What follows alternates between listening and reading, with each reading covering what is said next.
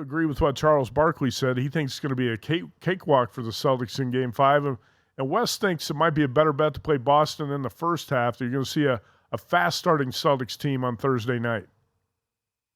I do not agree with Barkley. I love the points. I made the line 6.5. I just think this is a perfect example of where, like, the power ratings and the larger sample size, which includes the regular season, is just not applicable. And just for those who are relatively new to the betting space, the math of this, of projections, is very similar to, like, a casino, right, with the cards and the roulette wheel. That math, in terms of, like, look, we know there's 52 cards in a deck. We know there's 13 of each suit. We know there's 4 aces, 4 kings, right? And, like, that math is cleaner, but they believe, and the people who shape the market, they firmly believe, like, the math and the projections of this, matchup, and think of a bell curve and all the outcomes, they firmly believe their math and power ratings are accurate. And I just don't believe in the market moves and things like that in the playoffs. I know the three of us have discussed situational handicapping all the time in the postseason. And when you talk about Spoelstra, who's arguably the best coach in the NBA, definitely top 2 or 3, and then the adjustments they have to make, and then I'm a little nervous about some of the injuries. I don't know, Kyle Lowry was a little gimpy, but I just think it's too many points. And I know it comes down to 3-point shooting, and there'll be some regression for both teams from the last game, but I have to grab the 8 points. I just do.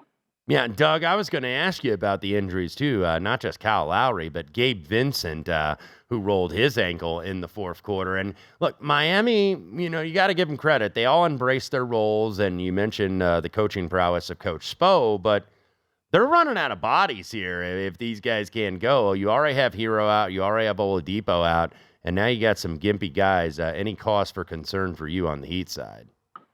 Yeah, no, for sure. I mean, at some point it's got to take its toll. I think the key with Miami, and one thing they've been very fortunate with, is with all the screen and roll or all the picks to isolate the weak defender, right?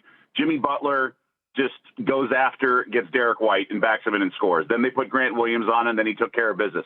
The Heat, depending on if Duncan Robinson's off the floor, they don't really have any, like, net negative defenders. Maybe Strus a little bit, and you go hunting for them, but Tatum and Brown have not been able to exploit those matchups and get the switches that they want like the Heat have. And that's really been the difference in a lot of key moments, because we know the Game 2 situation, Celtics were up 9. The live line was 10.5 at one point in the fourth quarter, and the Heat won the game. I mean, that's a huge thing. So by losing that, the Celtics essentially from that point forward had to win 5 of the 7 games because they essentially had Game 2 won. So, yes, the injuries are mounting, but it's about the matchups and the effectiveness of these tweaks. And I know Spo, and I heard this on a podcast this week, no coach played more zone this year in the regular season than Spoelstra. And we always think of zone being so, like, silly and nonsensical and admitting weakness, but it's effective if you can use it to disrupt the opponent.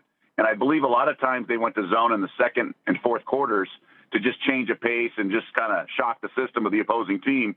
And I think those tactical moves are really what's kind of leveling this playing field and making this a more even matchup than we thought. Go to VSiN.com/subscribe to become a VSiN Pro subscriber today.